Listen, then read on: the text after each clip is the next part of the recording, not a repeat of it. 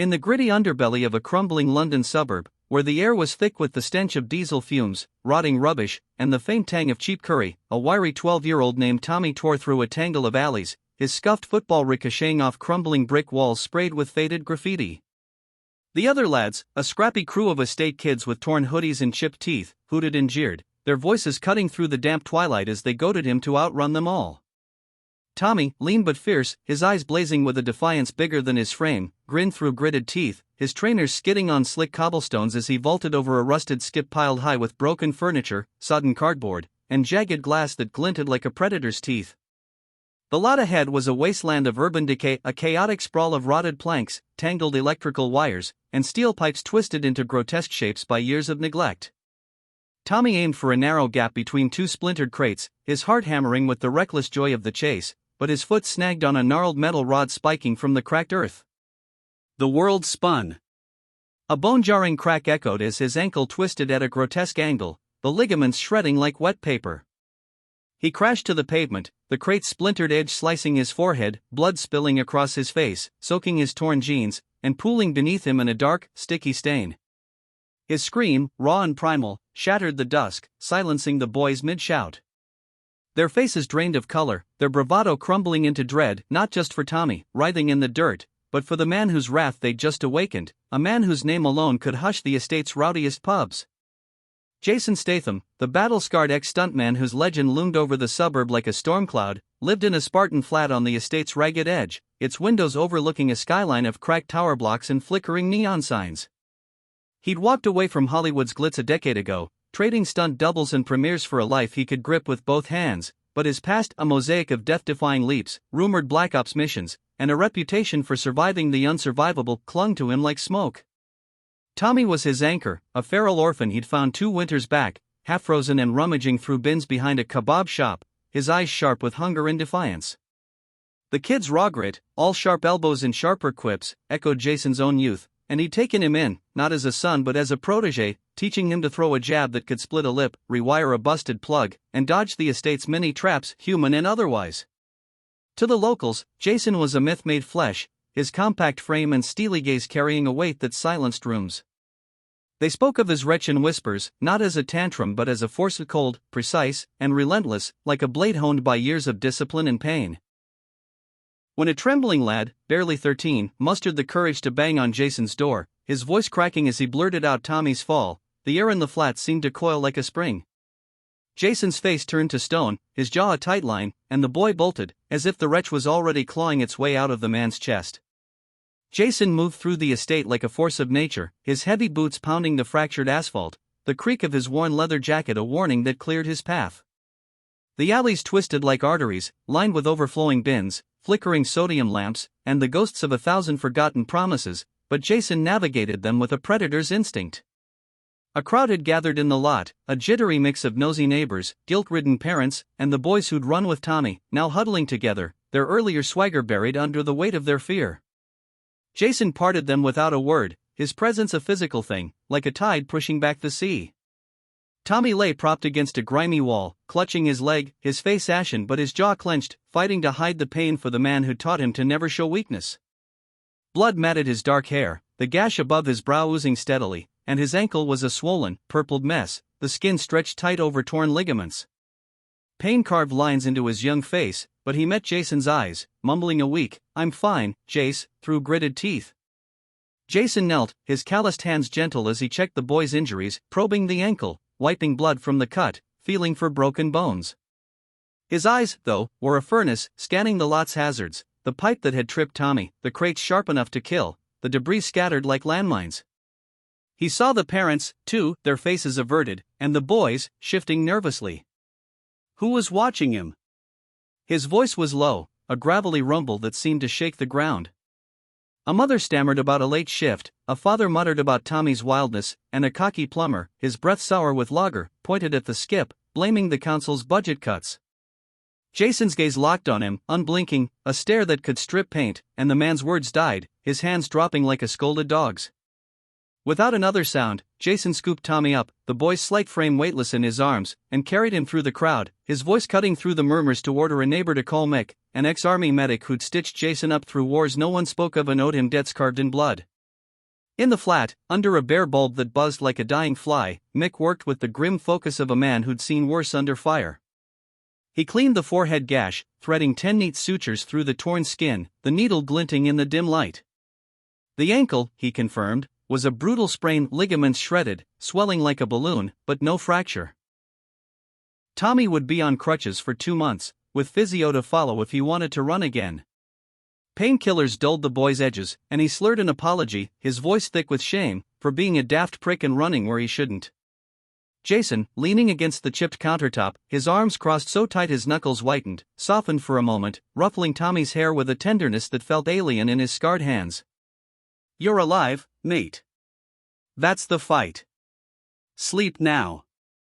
As Tommy drifted off on the sagging sofa, a thin blanket tucked around him, Jason moved to the window, staring out at the estate's jagged sprawled tower blocks like broken teeth, alleys choking on their own rot, streetlights flickering like they were giving up. The wretch stirred in his chest, not a wildfire but a blade, sharpening itself on his resolve.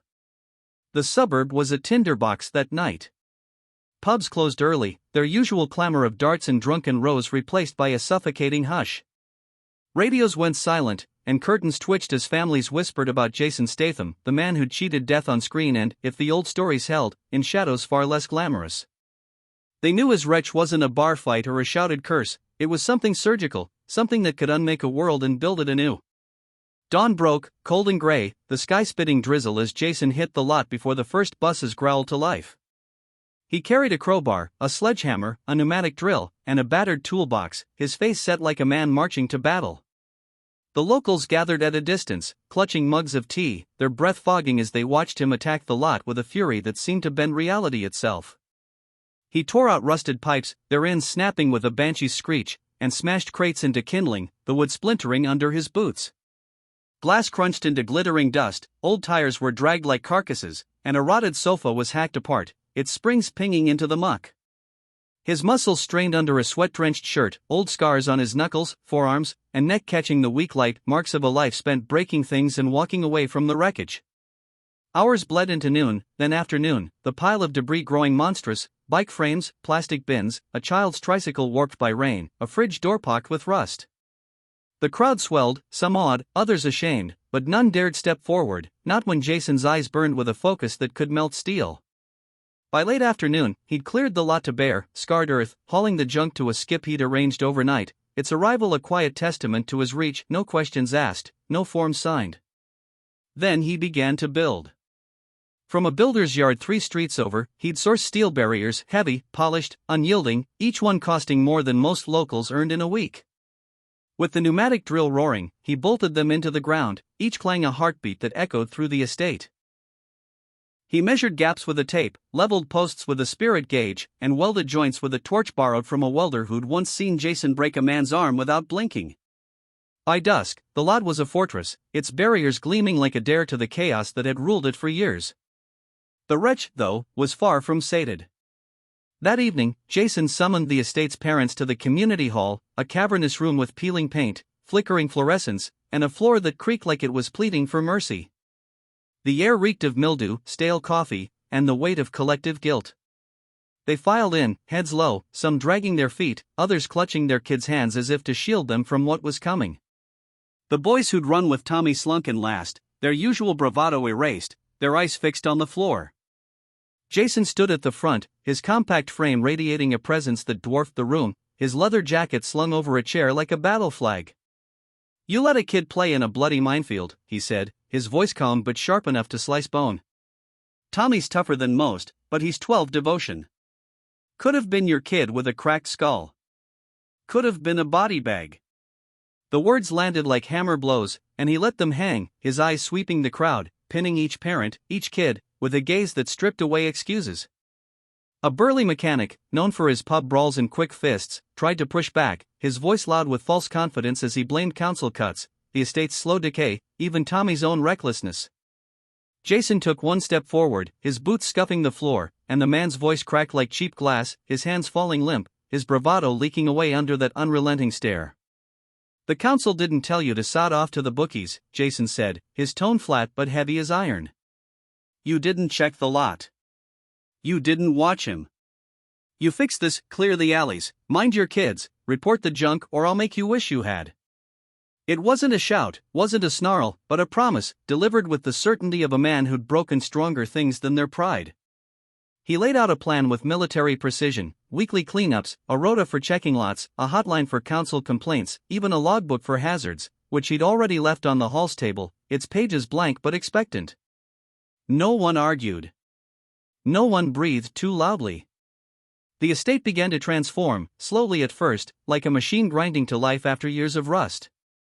Parents, stung by Jason's words and the specter of his wretch, formed crews, hauling rubbish to skips and nailing plywood over derelict doorways. Kids were herded to the park, its swings rebolted, its grass patched with sod donated by a nursery that had heard Jason's name and didn't ask for payment. The council, prodded by whispers of his one-man crusade and a few pointed calls from local MPs who knew better than to cross him, sent workers to fill potholes, replace shattered streetlights, and clear fly-tipped corners, their sudden efficiency a silent bow to the man who'd made neglect a personal insult.